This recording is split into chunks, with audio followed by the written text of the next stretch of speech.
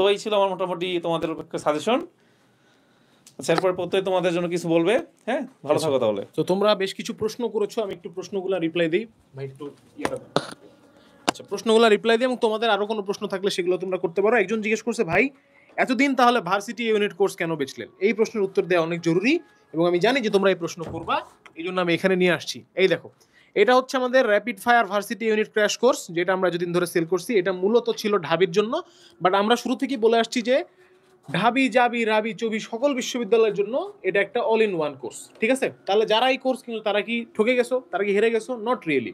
আমরা আমাদের এই সিইউ কোর্সে যেটা করছি, সরি জেইউ কোর্সে যেটা করছি, সেটা হচ্ছে গিয়ে ভাইয়া জেইউ কোর্সের স্পেশালিটি কি? হ্যাঁ, জেইউ কোর্সের স্পেশালিটি হচ্ছে ভার্সিটি এ ইউনিট ক্র্যাশ কোর্স, যাবতীয় যা কিছু ছিল এই কোর্সে। হ্যাঁ, তার সাথে হচ্ছে আমরা JU question bank solving class দিছি টোটাল 16টা। কয়টা ভাইয়া?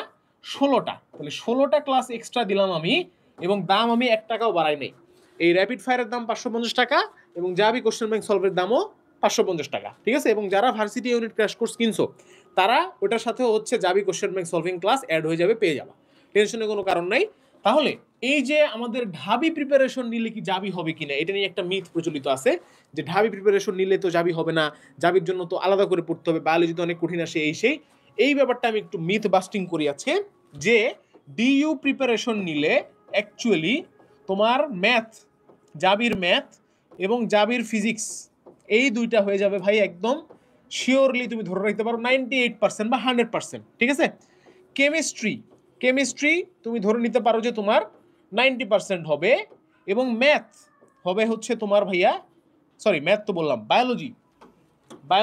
বায়োলজিতে একটু ইস্যু আছে ভাই, বায়োলজি কিন্তু জাবিতে একটু কম্পারেটিভলি কঠিন আসে, তাই বায়োলজি ধরলাম যে 80%। ঠিক আছে, সো বাকি যে এই যে বাকি কিছু পার্সেন্ট যে বাকি, যেমন ফিজিক্স ম্যাথে 2% এক্সট্রা লাগবে এফোর্ট, কেমিস্ট্রিতে 10% এক্সট্রা এফোর্ট লাগবে, বায়োলজিতে 20% এক্সট্রা এফোর্ট লাগবে।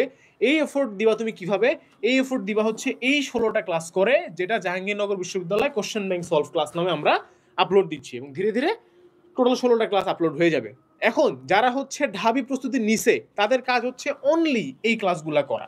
যারা ঢাবি প্রস্তুতি নেও নাই বিভিন্ন কারণে, বা পরীক্ষা দিতে পারবে না, বা সিরিয়াস না, বা হোয়াট এভার, তাদের কাজ হবে ভাইয়া ফার্স্টে এই 100+ ক্লাসের মধ্যে তোমার যেই ক্লাস যেই চ্যাপ্টারের সমস্যা সেই ক্লাসগুলা করা। এরপরে কোশ্চেন ব্যাংক সলভিং ক্লাস আছে। এই কোশ্চেন ব্যাংক সলভিং ক্লাস কিন্তু ঢাবি, জাবি, রাবি সব, জিএসটি সব কোশ্চেন ব্যাংক মিলায়া। ঠিক আছে, এখানে 40+ ক্লাস আছে, এবং তার সাথে ভাই এই জাবি প্রশ্ন ব্যাংক সলভিং তো থাকছেই, তার সাথে জাবি স্ট্যান্ডার্ড আমাদের 190+ টোটাল এক্সামস থাকতেছে। এই এক্সামগুলো দিলে তোমার প্রিপারেশন হবে 100-তে 100। ঠিক আছে, সো এইটা হচ্ছে ঢাবির